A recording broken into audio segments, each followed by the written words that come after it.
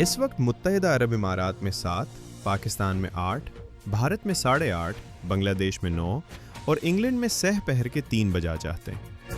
پیش خدمت ہے حالات حاضرہ کا پروگرام سیربین۔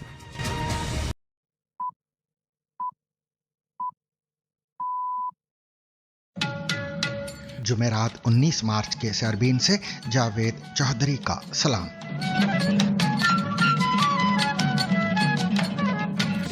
علی لاریجانی کی ہلاکت اور پارس گیس فیلڈ پر حملے کے بعد ایران کے خلیجی ممالک پر جوابی وار۔ قطر کا کہنا ہے کہ ایرانی جارحیت تمام ریڈ لائنز عبور کر چکی ہے۔ صدر ٹرمپ نے واضح کیا ہے کہ اسرائیل دوبارہ ایران کے پارس گیس فیلڈ پر حملہ نہیں کرے گا، مگر اگر ایران نے دوبارہ قطر پر حملہ کیا تو اس کی بڑی گیس فیلڈ کو تباہ کر دیا جائے گا۔ اسرائیل کی ایمرجنسی سروس نے اطلاع دی ہے کہ ایرانی میزائلوں کا ملبہ گرنے سے اسرائیل اور فلسطین میں 7 افراد ہلاک ہو گئے ہیں، جبکہ ایئرپورٹس اتھارٹی کے مطابق اسرائیلی ہوائی اڈے پر میزائل کے ملبے سے 3 نجی طیاروں کو بھی نقصان پہنچا ہے۔ امریکی سینٹ میں تلسی گبھاٹ نے خبردار کیا ہے کہ پاکستان کی میزائل صلاحیتیں مستقبل میں امریکی سرزمین کو اپنی رینج میں لے سکتی ہیں۔ یہ جاننے کی کوشش کریں گے کہ کیا پاکستان واقعی امریکہ تک مار کرنے والے میزائل بنا سکتا ہے۔ اسی دوران پاکستان اور افغانستان نے ایک دوسرے کے خلاف کارروائیوں میں عارضی وقفے کا اعلان کیا ہے۔ خلیج میں جاری تیل کی لڑائی کے پیچھے چھپی ہوئی خطرناک حقیقت بھی سامنے آ رہی ہے، اور وہ ہے پانی۔ اگر واٹر پلانٹس پر حملہ ہو تو اس کے اثرات کیا ہوں گے، اس پر بھی آج ہم روشنی ڈالیں گے۔ مزید یہ بھی جانیں گے کہ ممبئی کے بھنڈی بازار کا اردو سے کیا تعلق ہے، اور پاکستان کے شہر سیالکوٹ کے سٹالینز کس طرح ملتان سلطانز بن گئے۔ پاکستان کے شہر کراچی اور بلوچستان میں طوفانی بارشوں نے تباہی مچا دی، 23 افراد ہلاک اور مزید بارش کا امکان۔ اور آج کے ZBC ریڈز میں یہ بھی جانیں گے کہ کیا سعودی عرب پاکستان پر واجب الادا $2 ارب کے بدلے میں JF-17 تھنڈر لڑاکا طیارے حاصل کرنا چاہتا ہے۔ اس کے علاوہ مزید خبریں اور تجزیے بھی آج کے سیربین میں شامل رہیں گے، مگر ہمیشہ کی طرح پہلے اہم عالمی خبروں کا خلاصہ۔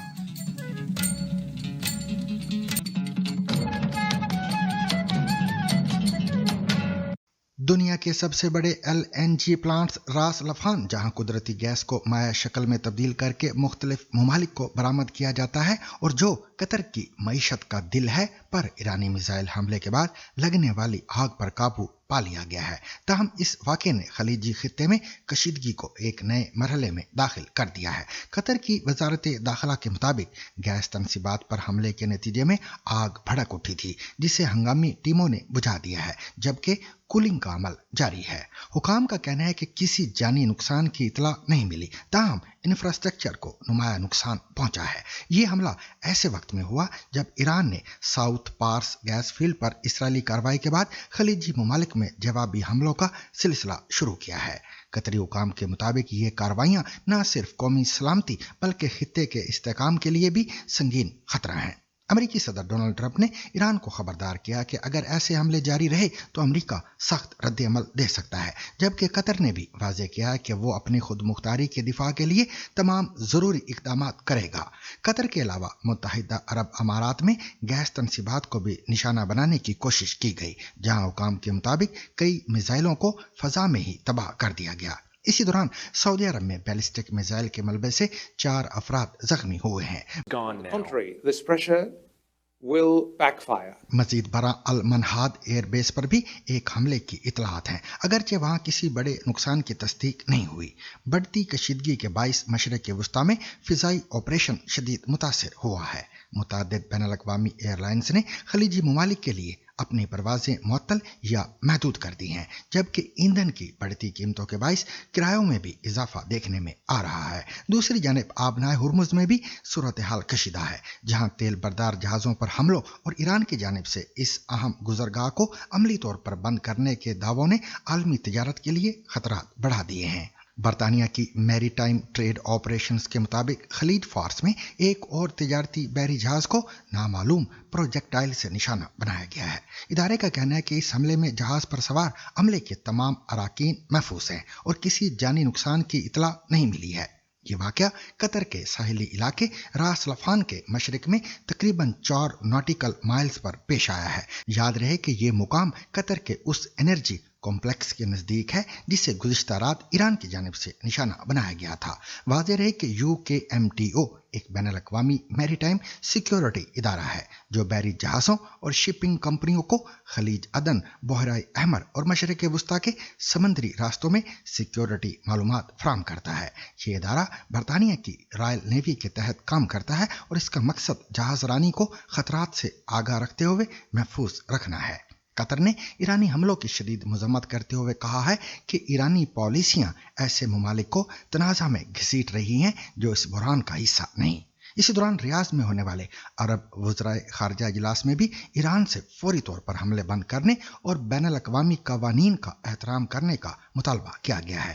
عرب ممالک نے بدھ کے روز ریاض میں وزرائے خارجہ کے اجلاس کے بعد ایران کے حملوں کے رد عمل میں ایک مشترکہ بیان جاری کیا ہے جس میں ایران کے دانستہ حملوں کی مذمت کی گئی ہے۔ اس اہم اجلاس میں بحرین، کویت، لبنان، قطر، سعودی عرب، متحدہ عرب امارات اور خطے کے دیگر ممالک کے نمائندے بھی شامل تھے۔ اجلاس کے بعد جاری ہونے والے بیان میں ایران کے دانستہ حملوں کی مذمت کی گئی ہے جن کے بارے میں کہا گیا کہ ایران نے رہائشی علاقوں، شہری تنصیبات اور سفارتی مقامات کو نشانہ بنایا ہے۔ ان حملوں کو کسی بھی جواز کے تحت درست قرار نہیں دیا جا سکتا۔ بیان میں اقوام متحدہ کے آرٹیکل 51 کے مطابق اپنے دفاع کے حق پر بھی زور دیا گیا ہے۔ So, because we were quite clear with Iran that we would not be combatants in any confrontation that came. Not only that, that we would not allow our facilities to be used to target Iran, that would be restricted to self-defense. ماہرین کے مطابق توانائی تنصیبات، فضائی حدود اور بحری راستوں کو بیک وقت لاحق خطرات اس بات کی نشاندہی کرتے ہیں کہ اگر کشیدگی کم نہ ہوئی تو اس کے اثرات صرف خلیج تک محدود نہیں رہیں گے بلکہ عالمی معیشت بھی شدید دباؤ کا شکار ہو سکتی ہے۔ امریکی صدر ڈونلڈ ٹرمپ نے اپنے سوشل میڈیا ٹروتھ سوشل پر ایک طویل پیغام جاری کیا ہے جس میں ایران کے ساؤتھ پارس گیس فیلڈ پر حملے کا ذکر کرتے ہوئے انہوں نے کہا کہ اس اسرائیلی حملے کے بارے میں امریکہ کو کچھ معلوم نہیں تھا اور خبردار کیا کہ اگر ایران دوبارہ قطر پر حملہ کرتا ہے تو کشیدگی بڑھ سکتی ہے۔ ٹرمپ نے اپنے پیغام میں مزید کہا کہ غصے میں اسرائیل نے ایک ایسا حملہ کیا جس نے مجموعی علاقے کے ایک نسبتاً چھوٹے حصے کو نشانہ بنایا۔ انہوں نے کہا کہ ایران اس بات سے آگاہ نہیں تھا اور قطر کے راس لفان میں LNG گیس فیسلٹی پر اس کے جوابی حملے بلا جواز اور غیر منصفانہ تھے۔ انہوں نے ایران کے ساؤتھ پارس گیس فیلڈ کو انتہائی اہم اور قیمتی قرار دیتے ہوئے کہا کہ اسرائیل دوبارہ اس پر حملہ نہیں کرے گا۔ تاہم ٹرمپ نے خبردار کیا کہ اگر ایران قطر پر حملہ کرتا ہے تو امریکہ اس گیس فیلڈ کو بڑے پیمانے پر نقصان پہنچائے گا اور اسے تباہ کر دے گا۔ انہوں نے کہا کہ امریکہ کا ایران پر یہ حملہ ایسا ہوگا کہ ایسی طاقت کا استعمال ایران نے پہلے کبھی نہیں دیکھا ہوگا۔ انہوں نے مزید کہا کہ وہ تشدد اور تباہی کی اس سطح کی اجازت نہیں دینا چاہتے کیونکہ اس کے ایران پر طویل مدتی اثرات ہوں گے، لیکن اگر قطر کی LNG تنصیبات پر دوبارہ حملہ ہوا تو میں خطرناک حد تک جانے سے نہیں ہچکچاؤں گا۔ تاہم امریکی صدر کی اس وارننگ کے باوجود ایرانی سرکاری ٹی وی نے رپورٹ کیا ہے کہ میزائلوں نے قطر کے راس لفان توانائی کمپلیکس کو دوبارہ نشانہ بنایا ہے۔ قطر کی سرکاری توانائی کمپنی نے تصدیق کی کہ جمعرات کی صبح سویرے اس کے مرکزی مقام پر گیس تنصیبات کو راکٹوں سے نشانہ بنایا گیا جس سے دوبارہ آگ لگ گئی اور زیادہ نقصان ہوا ہے۔ تاہم کسی کے زخمی ہونے یا جانی نقصانات کی اطلاعات نہیں ہے۔ دوسری جانب امریکی اخبار وال اسٹریٹ جرنل نے نامعلوم امریکی حکام کے حوالے سے خبر دی ہے کہ اسرائیل کی جانب سے جنوبی پارس گیس فیلڈ سے منسلک تنصیبات پر حملے کے بعد امریکی صدر ڈونلڈ ٹرمپ ایران کی توانائی کی تنصیبات پر مزید حملے نہیں چاہتے۔ اخبار کے مطابق صدر ٹرمپ نے آبنائے ہرمز کی بندش کے حوالے سے ایران کو سبق سکھانے کے ارادے سے اس حملے کی حمایت کی تھی، تاہم اب وہ اس طرح کے مزید حملوں کے خلاف ہیں۔ امریکی حکام نے اخبار کو بتایا ہے کہ اگر ایران اہم تیل اور تجارتی راستوں میں رکاوٹ ڈالتا ہے یا انہیں بند کرنے کی دھمکی دیتا ہے تو ٹرمپ ایرانی توانائی کے اہداف پر مزید حملوں کے بارے میں سوچ سکتے ہیں۔ खबर रसा इदारे वाशिंगटन पोस्ट के मुताबिक एक सीनियर हुकूमती ओहदेदार ने बताया है कि पेंटागन ने व्हाइट हाउस से ईरान में जंग के अखराजात पूरे करने के लिए $200 अरब से जायद की मंजूरी का मुतालबा किया है। अखबार के मुताबिक यह रकम ट्रंप इंतजामिया की अब तक की मुहिम के अखराजात से कहीं ज्यादा होगी और इसका मकसद इस्तेमाल हो जाने वाले अहम हथियारों की पैदावार को फौरी तौर पर बढ़ाना है। गुज़िश्ता 2 हफ्तों के दौरान पेंटागन की जानिब से फंडिंग की कई मुख्तलिफ तजावीज़ पेश की गईं और वाशिंगटन पोस्ट के मुताबिक ताज़ा तरीन तजवीज़ कांग्रेस में एक बड़ी सियासी बहस को जन्म दे सकती है। रिपोर्ट पर अमरीकी महकमा दिफा और व्हाइट हाउस दोनों ने ताहाल इस मामले पर तबसरा करने से इनकार किया है। अमूमन ग्राहकों से भरा हुआ होता है। इसराइल ने तस्दीक की है कि तेल अबीब के मरकजी बेन गुरियन हवाई अड्डे पर गुज़िश्ता दिनों 3 निजी तैयारों को मुल्क के फिजाई दिफाई निज़ाम की जानिब से फजा में नकारा बनाए जाने वाले मिसाइलों के मलबे से नुकसान पहुंचा है। एक बयान में कहा गया कि एयरपोर्ट्स अथॉरिटी की जानिब से कबल अज़ वक्त इस इलाके में ऑपरेशन और इसकी वजह से लाहक खतरात से मुतल्लक आगाह कर दिया गया था। बयान में मजीद कहा गया कि जिस वक्त तबाहशुदा मिसाइलों का मलबा निजी तैयारों पर गिरा उस वक्त उनमें कोई भी मुसाफिर मौजूद नहीं था और खुशकिस्मती से वाकई में कोई जानी नुकसान नहीं हुआ है। The latest scene of the Iranian barrage of rockets that have been targeting our residential communities nonstop since the start of this operation. Behind me, you have a building that, according to the initial assessment, took a direct hit from a submunition of a cluster missile.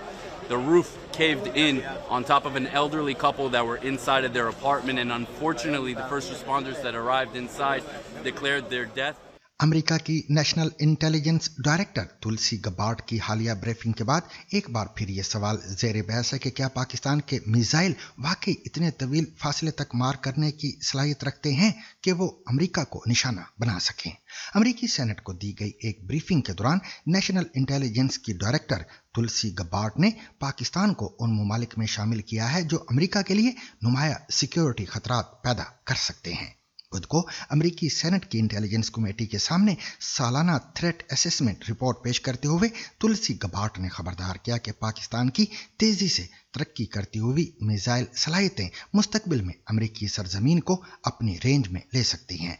Tulsi Gabbard का कहना था कि रूस, चीन, शुमाली Korea, Iran और पाकिस्तान एटमी और रिवायती payloads के साथ जदीद रिवायती या नए किस्म के मिसाइल निज़ामों में खासी तहकीक और तरक्की कर रहे हैं जो हमारे मुल्क यानी अमेरिका को इन मिसाइलों की रेंज में ले आता है। उनका मजीद कहना था कि पाकिस्तान की तवील फासले तक मार करने वाली बैलिस्टिक मिसाइल टेक्नोलॉजी मुस्तकबिल में ऐसे बैनुल बर्रे आज़मी मिसाइल सिस्टम तक तरक्की पा सकती है जिसकी रेंज अमेरिका तक भी हो सकती है। तुलसी गबार्ड का कहना था कि थ्रेट असेसमेंट रिपोर्ट में जिन ममालिक की निशानदही की गई है वो गालबन अमेरिका के जदीद मिसाइल दिफाई मंसूबों को समझने की कोशिश करेंगे ताकि वो अपनी मिसाइल टेक्नोलॉजी की तरक्की की सिमत का तयन कर सकें और दिफाई हिकमत अमली के हवाले से वाशिंगटन के इरादों का अंदाजा लगाने के काबिल बन सकें। याद रहे कि अमेरिका की जानिब से पाकिस्तान के बैलिस्टिक मिसाइल प्रोग्राम के हवाले से तशवीश का इजहार पहली मरतबा नहीं किया गया है। सितंबर 2024 में उस वक्त की अमरीकी इंतजामिया के एक सीनियर हुकूमती एहलकार ने बाज़ाब्ता तौर पर दावा किया था कि पाकिस्तान ने एक ऐसी कार आमद मिसाइल टेक्नोलॉजी तैयार कर ली है जो इसे अमेरिका को भी निशाना बनाने के काबिल बना देगी। अमरीकी मौक़िफ़ के मुताबिक पाकिस्तान, रूस, चीन, ईरान और शुमाली कोरिया जैसे ममालिक जदीद मिसाइल टेक्नोलॉजी पर काम कर रहे हैं जो मुस्तकबिल में अमेरिका के लिए खतरा बन सकती हैं। ताहम पाकिस्तानी और बैनुल-अक़वामी दिफाई माहिरीन इस दावे को तकनीकी बुनियादों पर चैलेंज करते हैं। पाकिस्तान के अहम मिसाइल सिस्टम्स में अबाबील मिसाइल और शाहीन 3 मिसाइल हैं। अबाबील तकरीबन 2200 किलोमीटर रेंज और एक से ज्यादा वॉरहेड यानी MIRV ले जाने की सलाहियत रखता है, जबकि शाहीन 3 तकरीबन 2750 किलोमीटर रेंज का जमीन से जमीन पर मार करने वाला बैलिस्टिक मिसाइल है। माहिरीन के मुताबिक ये मिसाइल बुनियादी तौर पर भारत के दिफाई निज़ाम का मुकाबला करने के लिए तैयार किए गए हैं, न कि बैनुल बर्रे आज़मी अहदाफ के लिए। वाज़ेह रहे कि अमेरिका को निशाना बनाने के लिए किसी भी मुल्क को बैनुल बर्रे आज़मी बैलिस्टिक मिसाइल यानी ICBM दरकार होता है, जिसकी रेंज कम अज़ कम 8000 से 12000 किलोमीटर होती है और इस वक्त पाकिस्तान ने ऐसी किसी रेंज के मिसाइल का तजुर्बा नहीं किया है। इसके मौजूदा सिस्टम्स खित्ते जनूबी एशिया तक महदूद हैं। तो फिर सवाल यह है कि अमेरिका को तशवीश क्यों है?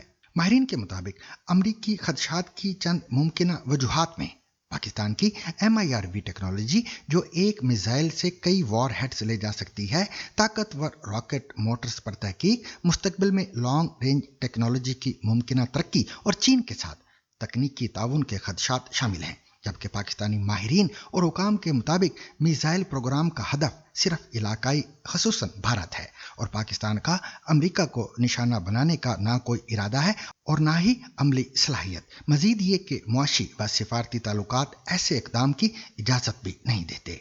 हालिया शवाहिद और टेस्ट रिकॉर्ड के मुताबिक पाकिस्तान के पास इस वक्त अमेरिका तक मार करने वाले मिसाइल मौजूद नहीं।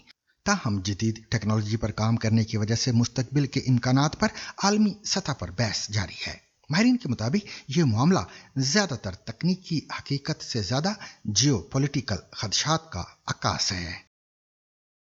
पाकिस्तान और अफगानिस्तान ने ईद उल फितर की आमद से कबल एक दूसरे के खिलाफ जारी ऑपरेशंस में आरजी वक्फे का ऐलान किया है। बुध को पाकिस्तान के वजीर इत्तलाआत अता उल्लाह तारड़ ने कहा कि ऑपरेशन में वक्फे का फैसला ईद उल फितर की मुनासबत से सऊदी अरब, कतर और तुर्की की दरखास्त पर किया गया है और ये 18 और 19 मार्च की दरमियानी शब से 23 और 24 मार्च की दरमियानी शब तक नाफिजुल अमल होगा। ताहम तारड़ ने खबरदार किया कि सरहद पार से किसी हमले या दहशत गर्दी के वाक़े की सूरत में फौरन दोबारा ये ऑपरेशन शुरू कर दिया जाएगा। दूसरी तरफ अफगान तालिबान हुकूमत के तर्जुमान ज़बीउल्लाह मुजाहिद ने भी पाकिस्तान के खिलाफ कार्रवाइयों में आर्जी वक्फे का ऐलान किया है। एक्स पर पैगाम में उनका कहना था कि ऑपरेशन रद्दुल जुल्म में आर्जी वक्फे का फैसला ईद उल फितर की मुनासबत से किया गया है। उनके मुताबिक इस हवाले से सऊदी अरब, तुर्की और कतर की तरफ से दरखास्तें की गई थी। ज़बीउल्लाह मुजाहिद का यह भी कहना था कि तालिबान हुकूमत दोस्त ममालिक की कोशिशों को सराहती है, मगर अफगानिस्तान की कौमी सलामती और दिफा एक कौमी और मजहबी फरीजा है। खतरे की सूरत में अमारात इस्लामी जवाब देगी। इससे कबल तालिबान हुकूमत के तर्जुमान ज़बीउल्लाह मुजाहिद ने इस्लामाबाद को काबुल में नशे के आदी अफराद के बहाली मरकज़ पर मुबैना फ़िज़ाई हमले के बदले में सख्त रद्द अमल की धमकी दी थी। जबकि पाकिस्तानी फौज के शोबा ताल्लुकात आमा यानी ISPR के सरबराह लेफ्टिनेंट जनरल अहमद शरीफ चौधरी ने दावा किया कि सोमवार की शाम काबुल में एक मिलिट्री कैंप में मौजूद हथियारों और ड्रोन्स के डिपो को निशाना बनाया गया था और वहां मौजूद गोला बारूद के फटने की वजह से धमाके हुए थे। बुध के रोज नशर होने वाले जियो न्यूज के प्रोग्राम कैपिटल टॉक में जब मेजबान ने उनसे काबुल में होने वाले हालिया हमले और अफगान तालिबान की जानिब से इसमें बड़ी तादाद में शहरियों की हलाकत के दावे के मुतल्लक पूछा तो DG ISPR का कहना था कि काबुल में एक मिलिट्री कैंप है जहां हथियार और ड्रोन जखीरा करने के डिपो भी मौजूद हैं। हमने उनको टारगेट किया। उसकी क्लिप अभी भी मौजूद है। DG ISPR का कहना था कि जब भी हथियारों के जखीरे को निशाना बनाया जाता है तो इससे मजीद धमाके होते हैं। जब वो गोला बारूद फटा तो पूरे काबुल में लोगों ने देखा और वो शोले काफी देर तक जलते रहे। ये वो क्लेम कर रहे हैं जब पाकिस्तान की पिछली बार इनके साथ स्क्रमिशेस हुई थी अक्टूबर में, तो इन्होंने अपने ही टैंकों को रोडों पे चढ़ा के दिखा रहा था कि पाकिस्तान के टैंक हमने पकड़ लिए। तो इनकी क्या क्रेडिबिलिटी है वो दुनिया को पता, हमें पता है। दे आर डिसक्रेडिटेड, झूठे लोग हैं, पहली बात। दूसरी बात ये है, ये कह रहे हैं कि वहां पे जो सा कोई वो क्या ड्रग रिहेबिलिटेशन सेंटर था। अच्छा, कोई इनसे पूछे कि यार ये एमुनिशन स्टोरेज के सेंटर में तुमने ड्रग रिहेब सेंटर क्यों बनाया हुआ? ये दुनिया में कौन सा ऐसा अस्पताल है जिसके जो कि एमुनिशन स्टोरेज जहाँ पे तुमने मिसाइल रखे हुए हैं, जहाँ पे तुमने असला रखा हुआ है, उसके साथ बराबर में बनाया हुआ है? एक मिलिट्री के उसके अंदर बनाया हुआ है। क्यों बनाया हुआ? बिकॉज वो था ही नहीं। इट इज उसके पर यहाँ पे जो आपका ख्याल है कि वहाँ पे वो था ही नहीं? जी, वो नहीं, मैं तो सवाल कर रहा हूँ ना। हाँ, अच्छा, ये कौन बना सकता है? कैसे? अच्छा, किसने बनाया हुआ है? कौन सी अकल की बात है कि बनाया हुआ है? What we know is कि यहाँ पे किसी ज़माने में इन्होंने जब ये आए थे तो इन्होंने सारे जो नशई थे वहाँ के, इनको राउंड अप करके वहाँ रखा था। इनको ये इस्तेमाल करते हैं, and this is so unfortunate, they use these drug addicts for terrorism and suicide bombing. वो जितने नशई थे इन सब को इन्होंने वारलॉर्ड्स को आगे बेचा, हवाले किया, जो किया, and they have been utilizing them for terrorism and suicide bombing, because there is a fact that that the world must know that while all drug addicts are not suicide bombers, but all suicide bombers are drug addicts.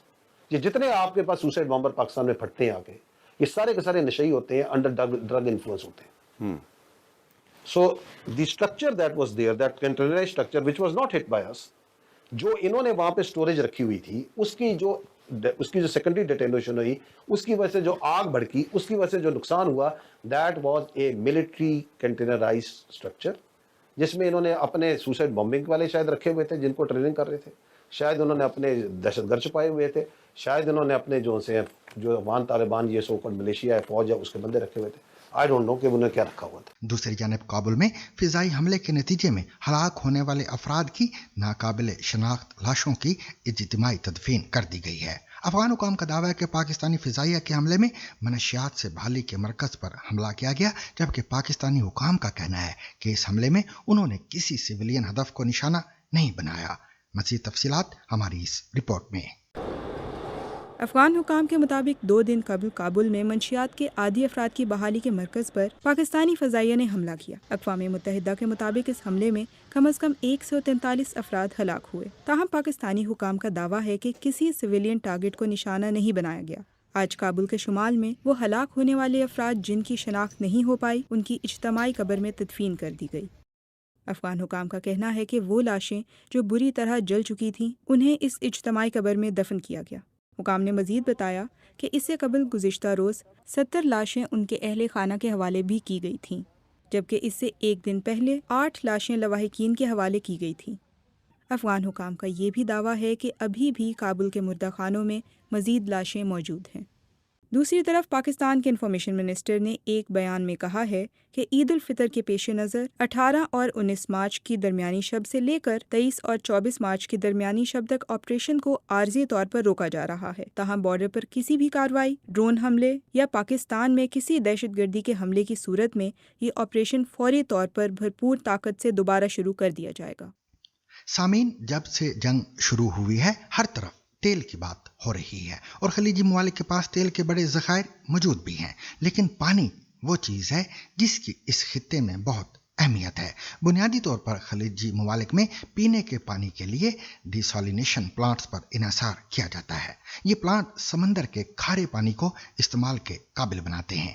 اب جب کہ خطے میں کشیدگی بڑھ رہی ہے اور اہم تنصیبات کو نشانہ بنایا جا رہا ہے تو خدشہ ظاہر کیا جا رہا ہے کہ اگر ڈیسالینیشن پلانٹس کو حملے میں نقصان ہوا تو پینے کے پانی کی فراہمی کو بھی خطرہ ہو سکتا ہے. سوال یہ ہے کہ اگر پانی کا نظام خطرے میں پڑ جاتا ہے تو زندگی کس طرح متاثر ہوگی. تفصیلات کے ساتھ غضنفر حیدر. خلیج میں بڑھتی کشیدگی کے دوران ڈرونز اور میزائل اہم تنصیبات کو نشانہ بنا رہے ہیں, لیکن تیل کے جلتے ہوئے ٹینکرز کے علاوہ ایک اور اہم چیز ہے جو نشانہ بن رہی ہے, اور وہ ہے ڈیسیلینیشن پلانٹس, جو لاکھوں لوگوں کے لیے سمندری پانی کو صاف کر کے پینے کے لائق بناتے ہیں. حالیہ دنوں میں ایران نے الزام عائد کیا ہے کہ امریکہ نے ڈیسیلینیشن پلانٹس کو ٹارگٹ کیا, اور اس طرح کے انفراسٹرکچر کو نشانہ بنا کر امریکہ نے یہ مثال قائم کی ہے, نہ کہ ایران نے. اس قدم سے گلف ممالک میں خاصی تشویش پیدا ہو گئی ہے. وہ اس لیے کیونکہ اس خطے کا شمار سب سے زیادہ پانی کی قلت کے شکار خطوں میں ہوتا ہے. وسیع صحرا, بہت کم بارش اور تقریباً کوئی دریا نہ ہونے کی وجہ سے یہاں قدرتی پانی کے ذخائر انتہائی محدود ہیں. تیل نے ماڈرن خلیج کی بنیاد رکھی, لیکن اس کی بقا کا انحصار پانی پر ہے. In the case of Saudi Arabia, 70%. سعودی عرب میں پینے کے پانی کا تقریباً 70%, سوچئے 70% ڈیسیلینیشن پلانٹ سے حاصل ہوتا ہے. عمان میں یہ شرح 86%, جبکہ کویت میں 90% ہے. اب آپ سوچئے ان پلانٹس کے بغیر کیا ہوگا. خطے کے جدید شہری نظام کے بڑے حصے کو برقرار رکھنا مشکل ہوگا.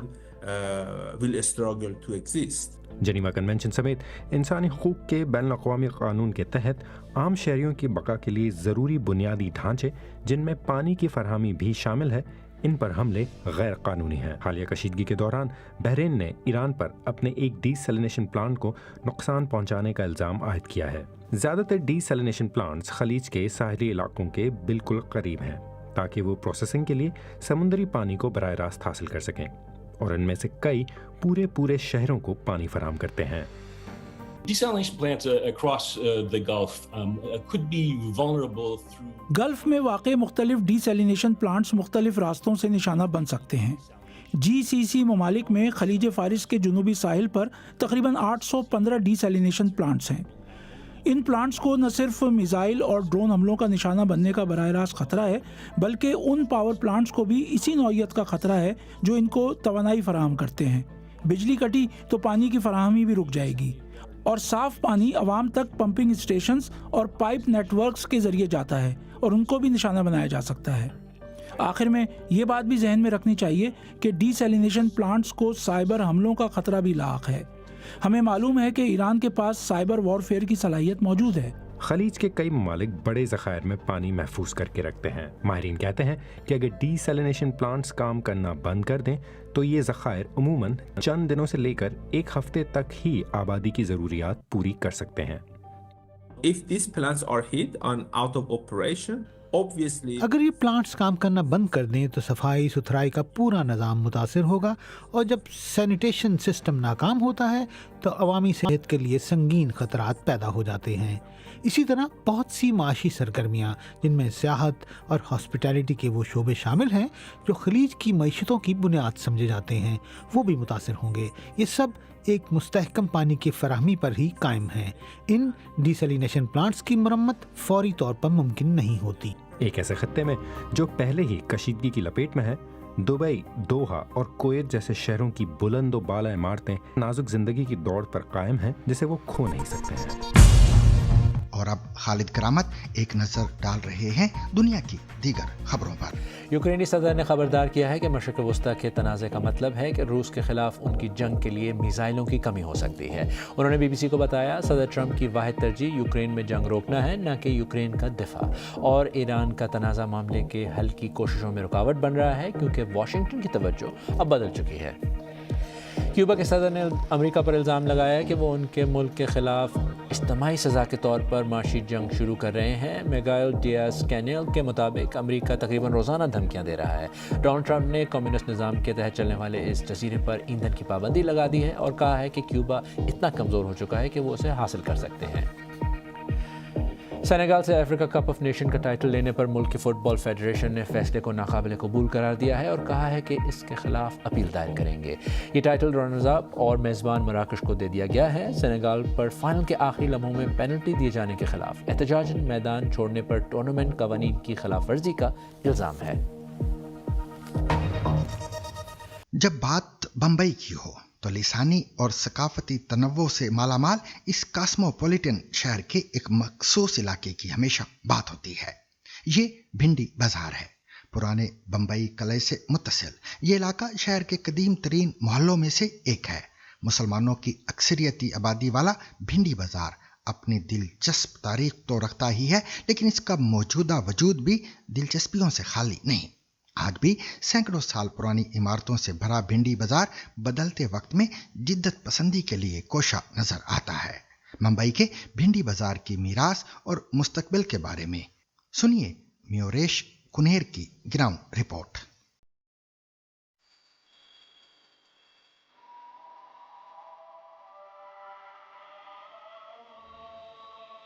मुंबई के बारे में जब कभी भी आपने कुछ पढ़ा हो, देखा हो, सुना हो या कभी आप मुंबई आए हो तो एक जो इलाका है जिसका जिक्र हमेशा हुआ होगा और वो है भिंडी बाजार नाम का ये इलाका।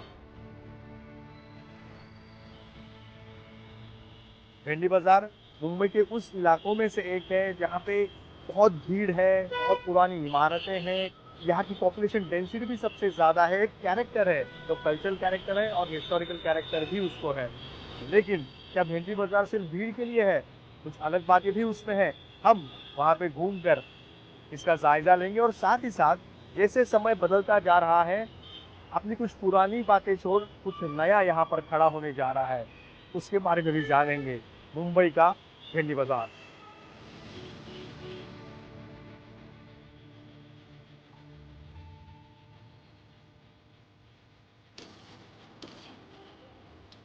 एक्चुअली जिसे भिंडी बाजार कहा जाता है वो कहाँ से शुरू होता है और कहाँ खत्म होता है? इतना गलियों वाला, छोटी छोटी गलियों वाला ये इलाका है। एक्चुअली भिंडी बाजार जो है मतलब हम इसको किसी पर्टिकुलर म्युनिसिपल जुरिसडिक्शन की लिमिट में कन्फाइन नहीं कर सकते। भिंडी बाजार एक आइडिया है, कंसेप्ट है जो लोग ये समझते हैं। लोगों की सेंसिबिलिटी ये है, मेरी सेंसिबिलिटी ये है कि क्राफट मार्केट से शुरू होता है, इब्राहिम रहमतुल्लाह रोड, भिंडी बाजार जंक्शन, जे जंक्शन, नागपाड़ा, मदनपुरा, डोंगरी और आखिर में जेकब सर्कल के पास काला पानी या मोमिनपुरा में जाके उर्दू स्पीकिंग वो एरिया जहाँ मैक्सिमम मुस्लिम आबादी है, इसको हम भिंडी बाजार बोलते हैं। ये सबके लिए एक इंटरेस्ट का सवाल होता है, ये भिंडी बाजार नाम कहाँ से आया? क्या वाकई में भिंडी यानी लेडी फिंगर जिससे सब्जी बनती है उसका बाजार यहाँ पे था, या फिर और कोई उसका रीजन है? ओखरा या भिंडी के मतलब यानी फील्ड्स थी यहाँ पे, यहाँ मतलब डोंगरी से लेके यहाँ पे बाकायदा ये यानी बॉम्बे गैजेटियर में है। अच्छा। और इसके वजह से इसको भिंडी बाजार कहा जाए। इसके हालांकि कई वर्जन्स है, लेकिन कुछ लोग ये बोलते हैं कि बिहाइंड द बाजार हाँ ठीक है, वो उनका भिंडी बाजार हो गया। आपका इसके ऊपर मैं ये ज्यादा कन्विंसिंग नहीं है, क्योंकि मतलब मैंने बिहाइंड द बाजार वर्ड अगर बिगड़ते भिंडी तो नहीं हो सकता है। एक वर्जन और है जो कि यहाँ पे कुमारवाड़ा थोड़ी दूर है, तो वहाँ है ना भांडी के बर्तन यानी मिट्टी के बर्तन भरते थे। तो कुछ लोगों का ये है कि भांडी बाजार को बनते बनते वो भिंडी बाजार हो गया।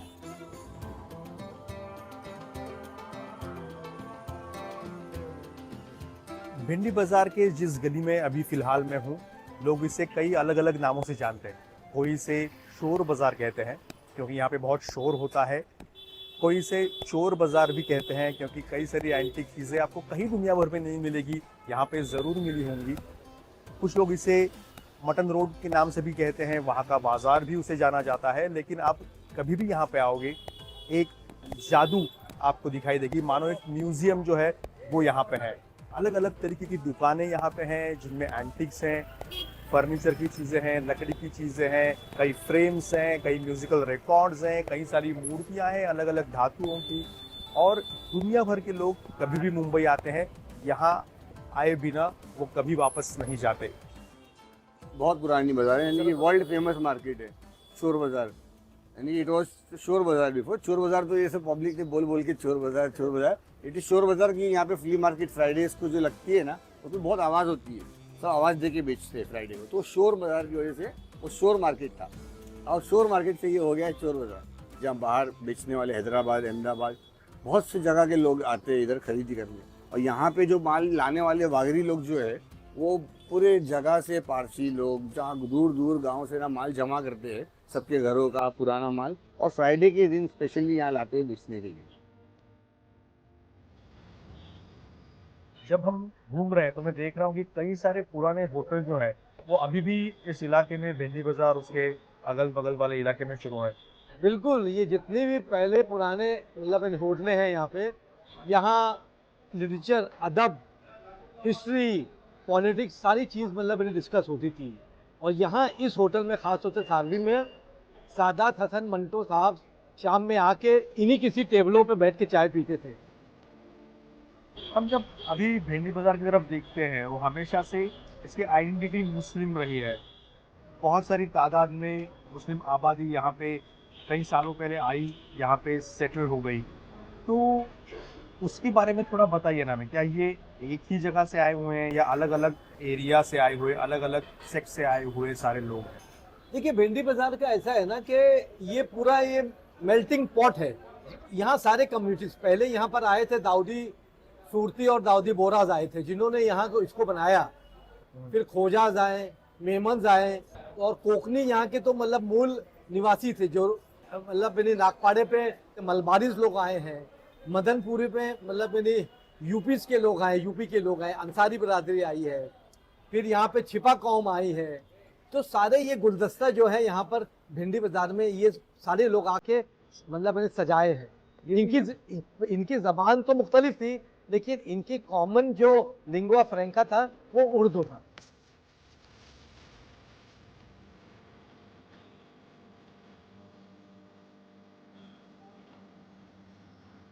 अब हम एक ऐसी जगह पे आए हैं जो सिर्फ उर्दू साहित्य में नहीं बल्कि पूरी दुनिया की साहित्य में अहम मानी जा सकती है, क्योंकि नाम ही ऐसा है।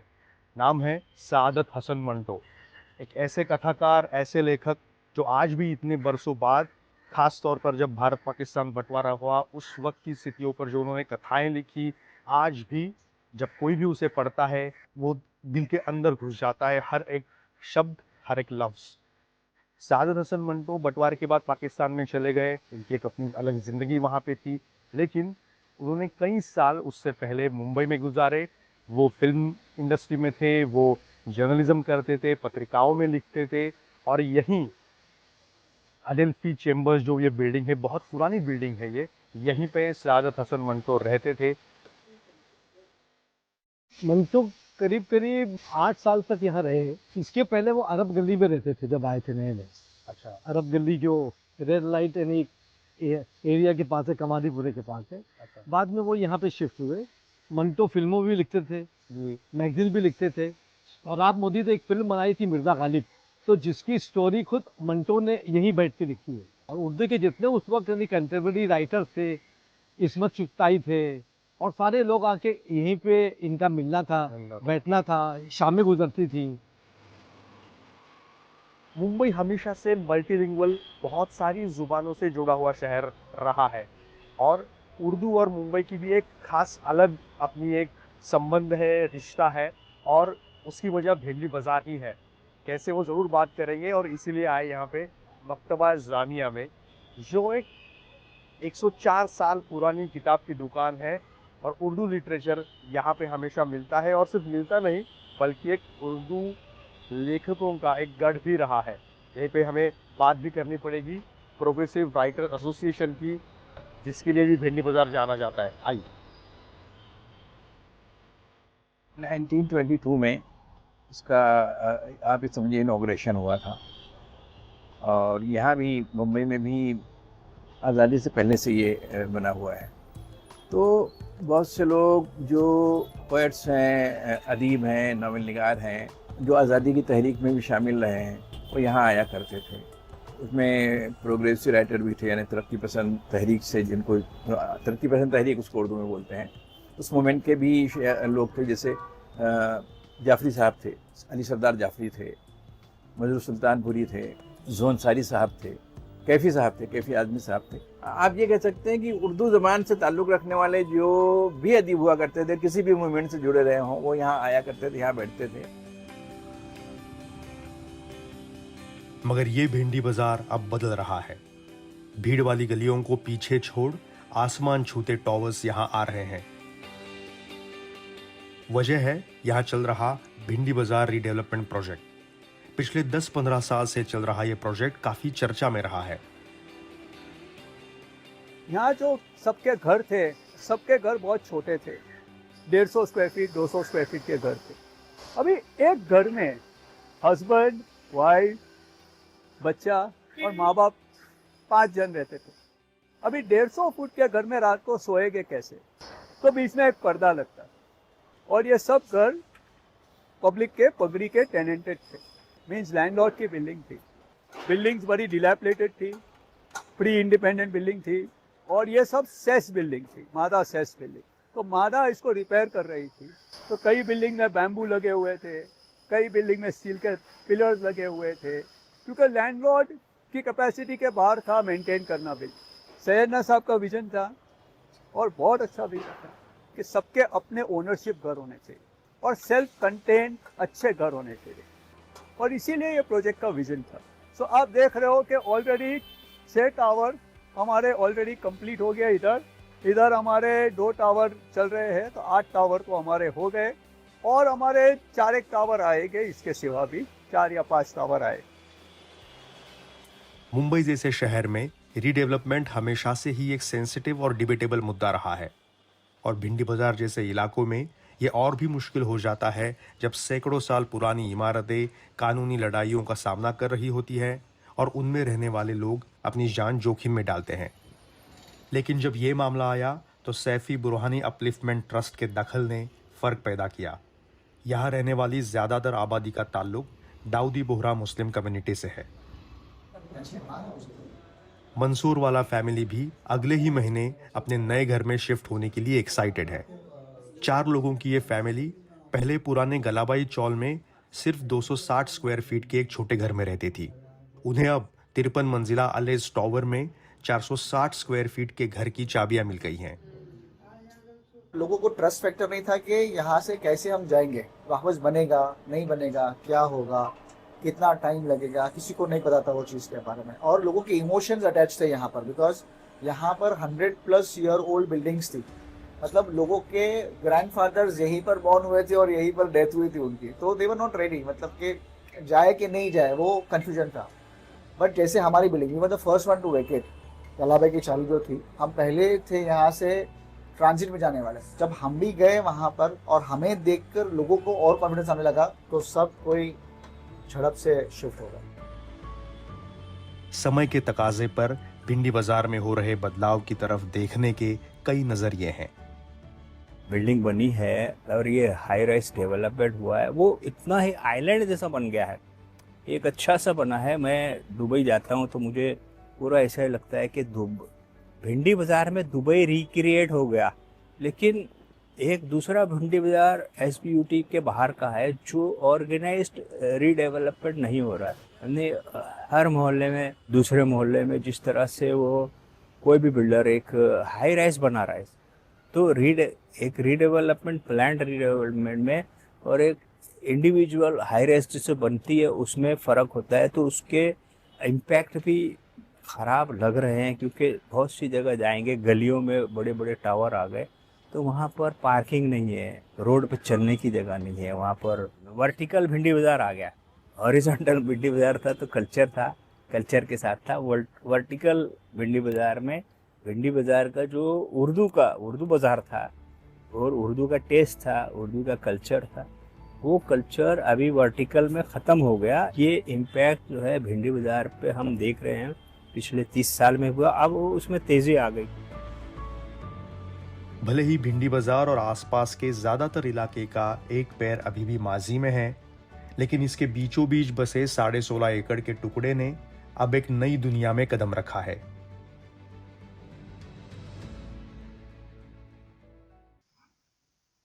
सामिन PSL यानी पाकिस्तान सुपर लीग में मुल्तान सुल्तान्स की नीलामी में इब्तिदाई तौर पर नाकामी के बावजूद गौहर शाह इसके मालिक बन गए। ये किस तरह इस टीम के मालिक बने, इस दिलचस्प और गैर मामूली कहानी को जानने के लिए देखिए तुरब असगर के साथ उनका खसूसी इंटरव्यू, जिसमें वो खुद यानी गौहर शाह पस मंजर और असल हकायक बयान कर रहे हैं। आपको जिस चीज़ से प्यार हो आपको ना मिले तो दिल तो टूटता है ना।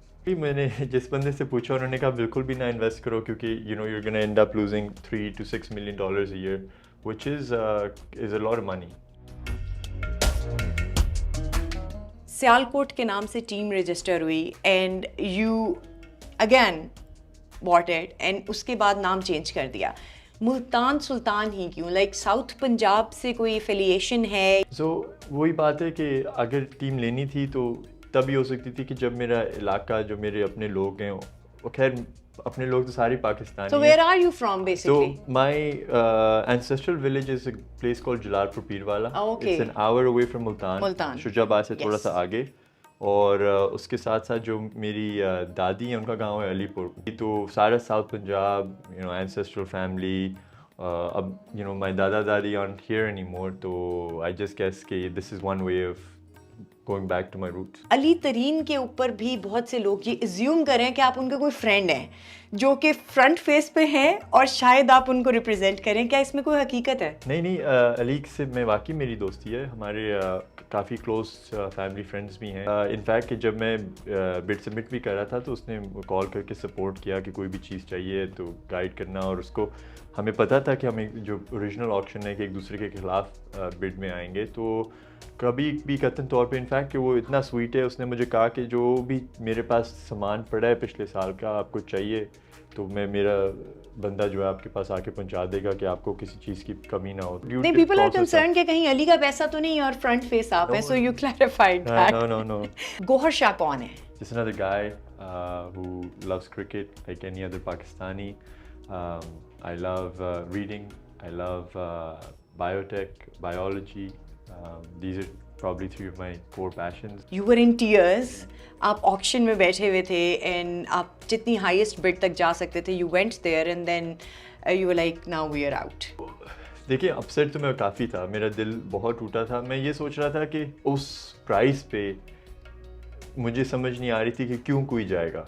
ٹیم کو خریدنے کے لیے 2 ارب 45 کروڑ. تو میں اسی طرح ڈے ٹو ڈے اپنا میں دوبارہ کام میں لگ گیا, اور ایک دن مجھے فون آیا کہ آپ انٹرسٹڈ ہیں ہماری ٹیم خریدنے کے لیے. تو میں نے کہا کہ جی مجھے بتائیں, ٹیل می مور. تو اسی طرح پھر گفتگو چلی, مجھے پتہ چلا کہ سیالکوٹ کے اونرشپ سے ہی تھا, اور وہ چاہ رہے تھے کہ 75-25 اور جو بھی اسپلٹ ہو, تھوڑا سا اپنا سٹیک مجھے بیچتے ہیں. لیکن اسی طرح پھر میں نے جب اپرچونیٹی دیکھی تو میرا ہارڈ لائن تھی کہ کافی میجورٹی ہونی چاہیے اور پورا کا پورا کنٹرول ہونا چاہیے, کیونکہ میں اپنے ویژن کو تبھی امپلیمنٹ کر سکتا ہوں. تو پھر ایسے ایسے خود ہی اللہ تعالیٰ کی طرف سے راستے کھلے, اور نیکسٹ تھنگ وہ میں پریس کانفرنس دے رہا ہوں. ٹیم کے حوالے سے بھی میں جاننا چاہوں گی, بیکاز دس ٹائم آپ نے کہا I want to give my best, but جو سلیکشن ہوئی ہوئی ہے وہ آلریڈی پہلے سے ہوئی ہوئی ہے. So how you gonna deal with these thing? مجھے تھوڑا سا افسوس ہے کہ 19 لڑکے سلیکٹ ہو گئے تھے, کیونکہ اوریجنلی آکشن میں 16 سلیکٹ ہوئے تھے سیالکوٹ کی ٹیم میں,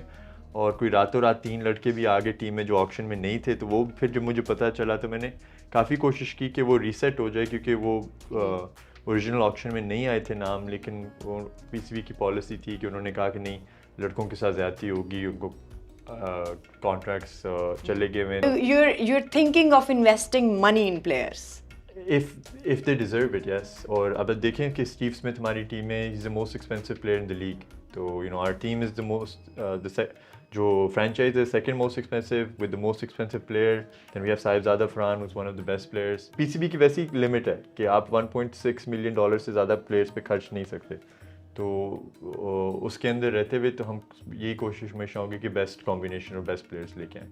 سی ڈی وینچرز کے نام سے یہ کمپنی آگے آئی.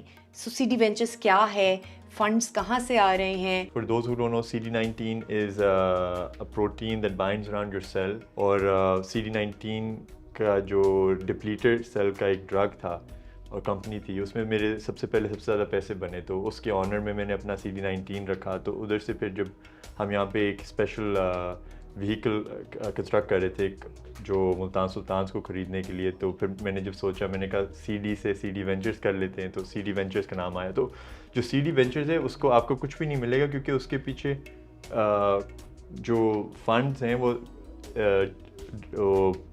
اس کو اس کے بایوٹیک سے آپ کرکٹ میں لے کے آئے, اس کے اندر راؤٹ کیے گئے. سیالکوٹ والوں کا تو آپ نے دل توڑا ہے, وہ تو بہت گلا کر رہے ہیں کہ نام چینج کر دیا, ابھی تو ہم میدان میں اترے بھی نہیں تھے. سو فار دوز فینس کیا کہنا چاہیں گے؟ جہاں تک ملتان فینس کی بات رہی تو ان کو تو میں یہی کہوں گا, دیکھیں میں نے جو آپ لوگوں سے وعدہ کیا وہ میں نے پورا کیا, کیونکہ at the end of the day it's not cheap, بڑا ہی ایکسپینسو وینچر ہے. اب 2 ارب تو صرف فرینچائز کی کاسٹ ہے, اس کے اوپر جو پلیئرس کی فیس, اسٹاف کی فیس, ہم صرف تبھی سسٹین کر سکتے ہیں اگر فینس ہمیں بالکل سارا وقت پورا کا پورے زور سے سپورٹ کریں.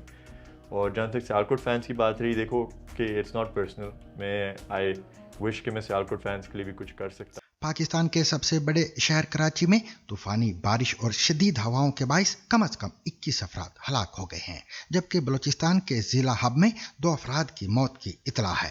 بلدیہ کے علاقے سیکٹر 11 میں PTCL کی 12 فٹ اونچی دیوار گرنے سے 13 افراد ہلاک ہوئے, اور ریسکیو 1122 کے مطابق شہر کے مختلف علاقوں میں بارش کے دوران دیگر حادثات میں بھی جانی نقصان ہوا.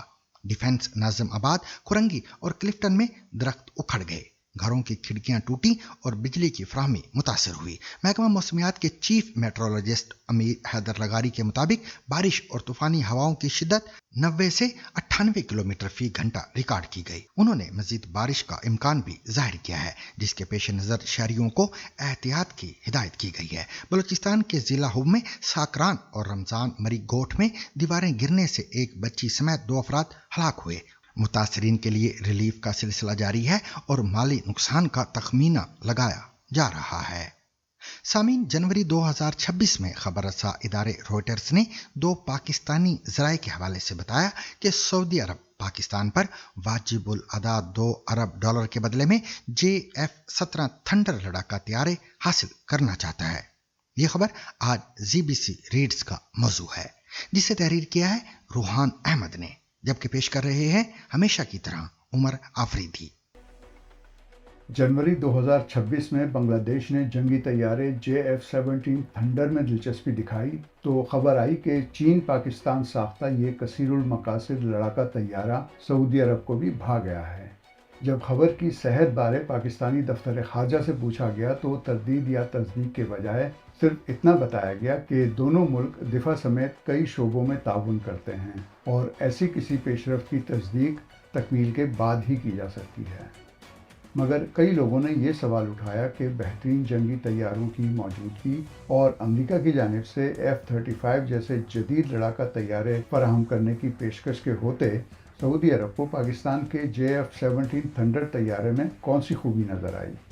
इस्लामाबाद में हमारे साथी रूहान अहमद की तहरीर पर मबनी BBC रीड्स के साथ मैं उमर आफरीदी हूँ। पहले तो देखते हैं कि सऊदी फ़िज़ाइया के पास कौन से लड़ाका तैयारे हैं और चीन के ताउन से बनाए हुए पाकिस्तानी JF-17 थंडर यानी मल्टी रोल कॉम्बैट एयरक्राफ्ट सऊदी अरब की फ़िज़ाई क़ुव्वत में क्या इजाफा करेगा। दुनिया की बड़ी क़ुव्वतों की अस्करी ताकत पर नज़र रखने वाली वेबसाइट वॉर पावर के मुताबिक सऊदी एयरफोर्स के पास इस वक्त मौजूद सबसे जदीद तैयारे यूरोफाइटर टाइफून हैं। ये जहाज़ अपनी बर्क रफ्तारी और ताकतवर सेंसर सिस्टम के लिए मशहूर हैं। इसके अलावा सऊदी अरब के पास F-15S और F-15C जैसे 4th जनरेशन लड़ाका तैयारे भी हैं। ये अपने वेपन सिस्टम और ताकतवर इंजनों की वजह से शोहरत रखते हैं। वॉर पावर के मुताबिक सऊदी अरब के पास बरतानिया से हासिल करदा टॉर्नेडो IDS तैयारे भी हैं जो इटली और बरतानिया ने मिलकर बनाए थे। इनके अलावा उसके पास मुतादिद जंगी हेलीकॉप्टर और एयर टैंकर्स भी हैं। तरबियती तैयारे इन सब के अलावा हैं। नवंबर 2025 में अमरीकी सदर डोनाल्ड ट्रंप ने 5th जनरेशन F-35 तैयारे भी सऊदी अरब को फ़रोख्त करने पर रजामंदी जाहिर की थी। ये आवाज़ की रफ्तार से तेज़ यानी सुपरसोनिक तैयारा है और दुनिया के जदीद तरीन लड़ाका तैयारों में गिना जाता है। JF-17 थंडर ब्लॉक 3 AESA यानी active electronically scan array radar और लॉन्ग रेंज BVR से लैस 4.5 जनरेशन का कसीरुल मकासिद यानी मल्टी रोल लड़ाका तैयारा है जो मुख्तलिफ किस्म के जंगी मार्कों में हिस्सा लेने की सलाहियत रखता है। पाकिस्तान ये तैयारे अब तक आज़रबाईजान, म्यांमार और नाइजीरिया को फ़रोख्त कर चुका है और ख़याल है कि इराक और लीबिया समेत कई मुल्कों के साथ मुआहदे तय पा चुके हैं, लेकिन सरेदस्त इन दफ़ाई सौदों की तफसीलात गैर वाज़ेह हैं। पाकिस्तानी हुक्काम इन लड़ाका तैयारों में दूसरे मुल्कों की दिलचस्पी पर मुतमईन नज़र आते हैं। वज़ीर दिफा ख्वाजा मोहम्मद आसिफ ने यह तक कह दिया कि इंडिया से जंग में हमारे लड़ाका तैयारों की आजमाइश हो गई है और इस वक्त हमें इतने ऑर्डर्स मिल रहे हैं कि हो सकता है 6 माह बाद पाकिस्तान को IMF की ज़रूरत ही ना पड़े। उनकी मुराद IMF के कर्ज़ों से थी। ये बात पाकिस्तान के लिए तो निहायत खुशाइंद होगी, मगर सऊदी अरब को क्या मिलेगा। सऊदी अरब और पाकिस्तान दोनों ही ने अब तक JF-17 थंडर से मुताल्लिक किसी मुआहदे की तस्दीक या तरदीक नहीं की है। अलबत्ता दोनों मुल्कों की फ़िज़ाई महारत पर नज़र रखने वाले माहिरीन का ख़याल है कि पाकिस्तान और चीन के इश्तराक से बनने वाला ये तैयारा सऊदी अरब के लिए कारामद हो सकता है। पाकिस्तानी फ़िज़ाइया के साबिक एयर कमोडोर खालिद चिश्ती कहते हैं कि मगरबी ममालिक अक्सर ऐसे दिफाई आलात और मशीनरी दूसरे मुल्कों पर दबाव डालने के लिए इस्तेमाल करते हैं। कभी फ़रोख्त किए गए जहाज़ों को अपग्रेड नहीं करते और कभी उसमें नस्ब आलात सप्लाई करने से इनकार कर देते हैं। ख़ास तौर पर अमरीकी सदर ट्रंप के फ़ैसलों के बारे में कोई पेशगोई नहीं की जा सकती और इसी सबब दूसरे मुल्कों में एतमाद की कमी पाई जाती है। एयर यूनिवर्सिटी से वाबस्ता retired air commodore doctor Adil Sultan का कहना है कि पाकिस्तान और सऊदी अरब ने गुज़श्ता बरस एक दिफाई मुआहदे पर दस्तखत किए हैं जिसके तहत हो सकता है कि दोनों मुल्क अपने पास एक जैसा सिस्टम चाहते हों। फिर ये कि बैनुल-अक़वामी सूरत हाल के तनाजुर में अमरीकी रवैये की वजह से कई ममालिक अपने हथियारों का ज़ख़ीरा मुतनव्वे रखना चाहते हैं। ताहम बरतानिया की बर्मिंघम यूनिवर्सिटी में मशरक़ वस्ता के उमूर के माहिर और King Faisal centre for research and Islamic studies के एसोसिएट फेलो उमर करीम के मुताबिक सऊदी अरब के पास JF-17 थंडर से बेहतर जहाज़ हैं, मगर हो सकता है रियाज ये जहाज़ किसी तीसरे फरीक को देना चाहता हो। उनके बकौल वो फरीक सूडान हो सकता है। गुज़श्ता बरस इंडिया से जंग के दौरान पाकिस्तान ने JF-17 थंडर भी इस्तेमाल किया था। اس لیے بعض دفاعی تجزیہ نگاروں کے نزدیک یہ طیارہ میدان جنگ میں اپنی سبقت اور افادیت ثابت کر چکا ہے۔ روحان احمد کی تحریر پیش کر رہے تھے عمر آفریدی، اور اس کے ساتھ ہی آج کے سائربین کا وقت بھی اب ختم ہوا جاتا ہے۔ مجھے اور میری پوری ٹیم کو کل تک کے لیے اجازت دیجیے، لیکن اجازت لینے سے پہلے اب تک کی خاص خبریں۔